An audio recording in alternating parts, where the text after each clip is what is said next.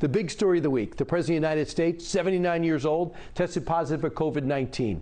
Indications are he's going to be fine. But the bigger question is the presidency going to be fine? Because all indications are pointing to it's not. And it's not just me saying it, it's the majority of the media and most of the country. He now has, according to Quinnipiac, a 31% approval rating. 9 out of 10 Americans say the country is on the wrong track. How did this happen? President Biden was supposed to be the steadying force to moderate a country after the unorthodox presidency of the 45th president in a nation increasingly polarized. America's awakening to the fact that President Biden is not a moderate. So let's be clear. There's nothing moderate about any of this, and nothing unifying about trillions and trillions of heavy spending to try and turn various far-left fantasies into reality. And he's not. The question is not why is he acting this way, like a moderate? Why wouldn't we think he'd be acting this way? If you look closely at Joe Biden's career, he's never been a thought leader, trailblazer, or deep thinker. He's truly a party follower. Just look at nearly 50-year career in the Senate, most of which was caught on camera. Case in point, the top issues of today and yesterday, abortion.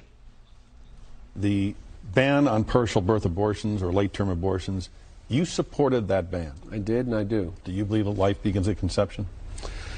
I am prepared to accept my church's view. I think it's a tough one. I have to accept that on faith. It's clear to me when there's viability, meaning the ability to survive outside the womb, that I don't have any doubt. Wow. When it comes to crime and punishment, another top issue then and now. It doesn't matter whether or not they're the victims of society.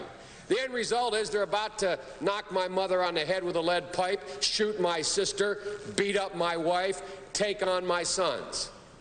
So I don't want to ask what made them do this. They must be taken off the street. Where's that guy? When it comes to foreign policy, remember his take on taking out bin Laden.